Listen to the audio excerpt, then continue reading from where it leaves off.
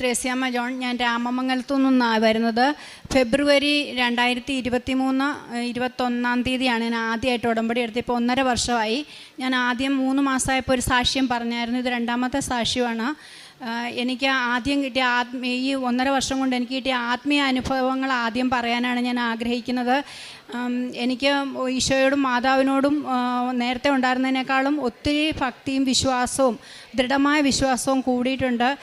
പിന്നെ ഒത്തിരി ആത്മീയ വിശുദ്ധ ബലിയുടെ സമയത്ത്, പ്രത്യേകിച്ച് പരിശുദ്ധാത്മാവ് അപ്പവീഞ്ഞുകളിൽ ആവസിക്കുന്ന ശുശ്രൂഷയുടെ സമയത്ത് ശക്തമായ സുഗന്ധാഭിഷേകം ഉണ്ടാകാറുണ്ട്. ജപമാലയുടെ സമയത്തും അതുപോലെ തന്നെ അനുഭവപ്പെടാറുണ്ട്. പിന്നെ എനിക്ക് ആദ്യമായിട്ട് മരിച്ചവർക്ക് വേണ്ടി പ്രാർത്ഥിക്കാനുള്ളൊരു പ്രത്യേക അനുഗ്രഹം ഈ നാളുകളിൽ കിട്ടിയിട്ടുണ്ട്. മരിച്ചവർക്ക് വേണ്ടി, ശുദ്ധീകരണ സ്ഥലത്തിലെ ആത്മാക്കൾക്ക് വേണ്ടിയും മരണാസന്നരായവർക്ക് വേണ്ടി, മരണാസന്നരെ ചെന്ന് കാണാനും അവരെ അവർക്ക് വേണ്ട ആത്മീയ ശുശ്രൂഷകൾ കൊടുക്കാൻ, അവരുടെ കുടുംബാംഗങ്ങളെ സ്നേഹപൂർവ്വം നിർബന്ധിക്കാനും അതിന് ലഭിക്കുന്നതിനുള്ള കൃപയ്ക്ക് വേണ്ടിയിട്ട് പ്രാർത്ഥിക്കാനും ഒക്കെ ഉള്ളൊരു പ്രത്യേക അനുഗ്രഹം എനിക്ക് കിട്ടിയിട്ടുണ്ട് ഉടമ്പടി എടുത്തതിന് ശേഷം. പിന്നെ ലൗകികാനുഗ്രഹങ്ങൾ ഒത്തിരി പറയുവാണ്, ഇന്ന് മുഴുവൻ തീരാത്തത്ര ഉണ്ട്. പക്ഷേ ഞാൻ പ്രധാനപ്പെട്ട 2 കാര്യങ്ങളാണ് ഇപ്പോൾ ഇവിടെ പറയുന്നത്. 2024 മെയ് മാസം 7-ാം തീയതി ഞാനും എൻ്റെ ഭർത്താവും കൂടെ മകളുടെ അടുത്ത് പോയായിരുന്നു, നോർത്തേൺ അയർലൻഡിൽ. അവിടെ ചെല്ലുമ്പം ഞങ്ങളുടെ 2 കുഞ്ഞുങ്ങളുണ്ട്. അവർക്ക് 2 പേർക്കും മാറി മാറി ചിക്കൻ പോക്സ് വന്നു. അപ്പോൾ എൻ്റെ ഹസ്ബൻഡിന് 70 ഇയേഴ്സിന് മുകളിലുണ്ട്. അപ്പോൾ എല്ലാവരും പറഞ്ഞു, എനിക്കും അറിയാം, ഞാനൊരു നേഴ്സാണ്, പ്രായം കൂടുന്നതിനനുസരിച്ച് ചിക്കൻ ബോക്സിൻ്റെ സിവിയറിറ്റി കൂടുതലാണെന്ന് അറിയാമായിരുന്നു. കുഞ്ഞുങ്ങൾക്ക് യാതൊരു ബുദ്ധിമുട്ടും ഇല്ലാതെ അത് മാറിപ്പോയി. പക്ഷേ എൻ്റെ ഹസ്ബൻഡിന് ചിക്കൻ ബോക്സ് കഴിഞ്ഞിട്ട് ശക്തമായ ഒരുതരം പൊള്ളുന്ന ടൈപ്പ് വേദനയായിരുന്നു. പുറമേ ഒന്നും കാണാനില്ല, പക്ഷേ ആൾക്ക് ഭയങ്കര വേദന ഒട്ടും സഹിക്കാൻ പറ്റത്തില്ല. അപ്പോൾ നമുക്ക് അവിടെ മെഡിക്കൽ ഇൻഷുറൻസ് ഒക്കെ ഉണ്ടെങ്കിലും മരുന്നൊന്നും കിട്ടത്തില്ല ഗവൺമെൻറ്റിൽ. പ്രൈവറ്റിൽ കൊണ്ട് കാണിച്ചപ്പോൾ ഒരു ചെറിയ ഡോസ് മരുന്നാണ് കിട്ടിയത്. അതുകൊണ്ട് ഒരു കുറവും ഉണ്ടാകുന്നില്ല. 4ാമത്തെ ദിവസമായപ്പോഴത്തേന് ആൾ വല്ലാതെ മടുത്തു, വേദന കാരണം സഹിക്കാൻ മേലാതെയായി. അപ്പം ആ ദിവസം രാവിലെ പ്രാർത്ഥനാമുറിയുടെ വാതിൽക്കൽ മാതാവിൻ്റെ പെട്ടെന്നൊരു ഗ്ലാൻസ് പോലെ ഇങ്ങനെ മാതാവ് ജസ്റ്റ് ഒന്ന് വന്നു പോയ പോലെ എനിക്ക് കണ്ടായിരുന്നു. ആ ദിവസം 10 മണിയൊക്കെ ആയപ്പോഴത്തെ എൻ്റെ ഹസ്ബൻഡ് ഭയങ്കര വേദന കൂടുതലായി, സഹിക്കാൻ പറ്റത്തില്ല, മരുന്ന് കൊണ്ടൊന്നും പ്രയോജനമില്ല. അപ്പോൾ പെട്ടെന്ന് എൻ്റെ മനസ്സിലോട്ട് ഇവിടെ യൂട്യൂബിൽ കേട്ട ഒരു സാക്ഷ്യം വന്നു. ഒരു ചേച്ചി പൊതിച്ചോറ് കെട്ടി പുറത്ത് കൊണ്ടുപോയി കൊടുക്കാൻ പോയപ്പം അതിനകത്ത് മാതാവിൻ്റെ ഉപ്പും ഇവിടുത്തെ അഭിഷേകത്തൈലവും ഇട്ട് കൊടുത്ത ഒരു കഴുത്തെല്ലാം പുണ്ണായിരുന്ന ഒരു രോഗിക്ക് വേഗം സൗഖ്യം കിട്ടിയ കാര്യം ആ ചേച്ചി പറഞ്ഞത് എൻ്റെ ഓർമ്മയിലോട്ട് വന്നു. അപ്പം ഞാനോർത്തു, ഞാനും എൻ്റെ ഹസ്ബൻഡും ഉടമ്പടിയിലായിട്ട് ജീവിക്കുന്നതാണ്. അപ്പം പുറത്തിരുന്ന ആൾക്ക് കിട്ടിയെങ്കിൽ എന്തുകൊണ്ട് എനിക്ക് കിട്ടത്തില്ല? എൻ്റെ ഹസ്ബൻഡിന് പൂർണ്ണ സൗഖ്യം കിട്ടുമെന്ന് ഞാൻ ഉറച്ച് വിശ്വസിച്ച് ഞാനത് ഏറ്റു പറയുകയും എൻ്റെ ഹസ്ബൻഡിനെ ശക്തിപ്പെടുത്തുകയും ചെയ്തു. ഞങ്ങൾ വിശ്വാസപ്രമാണം ചൊല്ലി, കൂടെ എൻ്റെ ഹസ്ബൻഡും കൂടെ വിശ്വാസപ്രമാണം ചൊല്ലി ഞങ്ങൾ പ്രാർത്ഥിച്ചു. ആ ദിവസം വെളുപ്പിനെ എനിക്ക് എൻ്റെ ഹസ്ബൻഡ് വീഴുന്നതായിട്ടൊരു ദർശനം ഉണ്ടാവുകയും അതിൽ നിന്ന് സൗഖ്യം കിട്ടാൻ വേണ്ടി വിശ്വാസപ്രമാണം ചെല്ലാൻ എന്നോട് ആരോ നിർബന്ധിക്കുന്നതായിട്ട് തോന്നുകയും ചെയ്തായിരുന്നു. അപ്പോൾ ഉറക്കത്തിൽ അങ്ങനെ ആ സ്വപ്നം കണ്ട ദിവസം ആണ് ഈ അസുഖം വന്നത്. അപ്പോൾ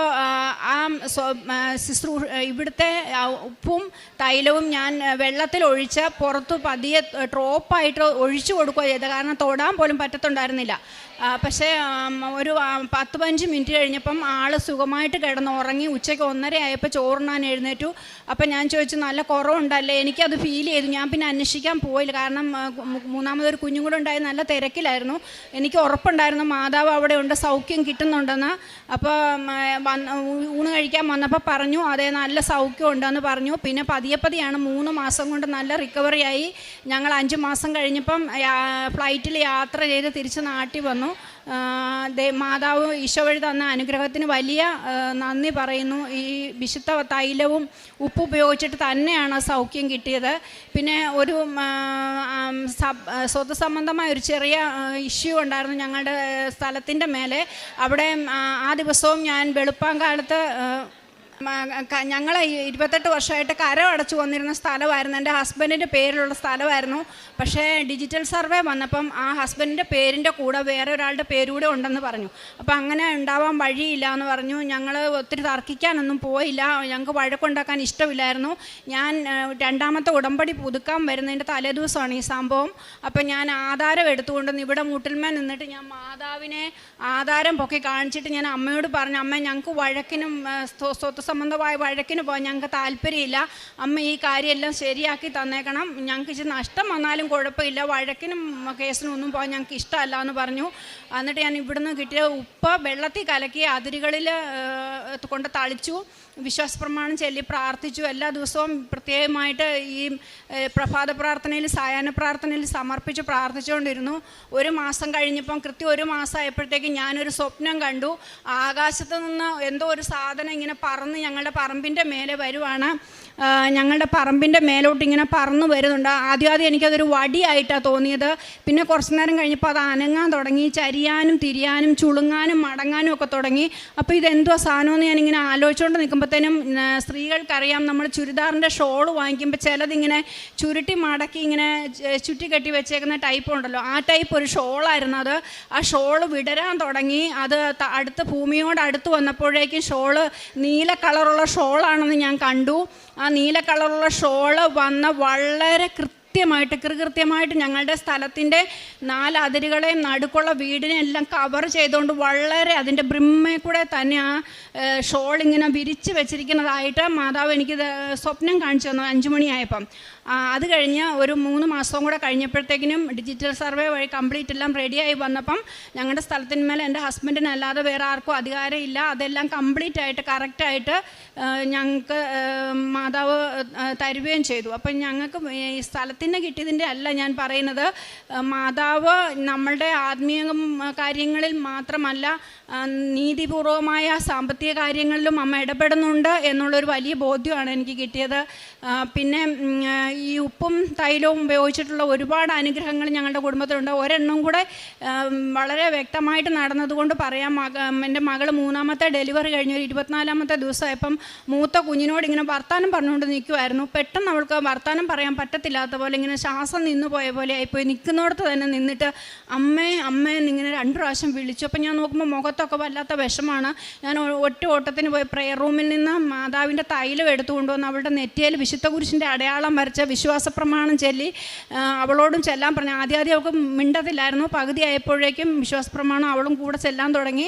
വിശ്വാസ പ്രമാണം തീർന്നപ്പോഴേക്കും മോള് ശ്വാസം നല്ലപോലെ എടുത്തു വിട്ടു. പിന്നെ 2-3 ഏമ്പക്കം എല്ലാം പോയി കഴിഞ്ഞപ്പോഴത്തേക്കിനും ആൾ നോർമലായി. അത് അമ്മ മാതാവ് തന്ന സൗഖ്യമാണെന്ന് 100% ഞങ്ങളെല്ലാവരും വിശ്വസിക്കുന്നുണ്ട്. ഞങ്ങൾ വീട്ടിൽ അന്ന് ഉണ്ടായിരുന്ന എല്ലാവരും, ഈവൻ കുഞ്ഞുങ്ങൾക്കടക്കം അത് മനസ്സിലായി. കുഞ്ഞുമക്കൾക്കും ഒക്കെ വലിയ വിശ്വാസമായിരുന്നു. അമ്മച്ചി പോകുമ്പോൾ മാതാവിനെ കൊണ്ടുപോകുവാണോ എന്ന് ചോദിക്കുമായിരുന്നു, 5-7 വയസ്സുള്ളവർ. അപ്പോൾ അമ്മ മാതാവ് അവിടെ തന്നെ ഉണ്ട് എന്ന് ഞാൻ അവരോട്, അമ്മച്ചി മാത്രമേ പോകുന്നുള്ളൂ, അമ്മ മാതാവ് നിങ്ങളുടെ കൂടെ തന്നെ ഉണ്ട് എന്ന് പറഞ്ഞിട്ടാണ് ഞാൻ വന്നത്.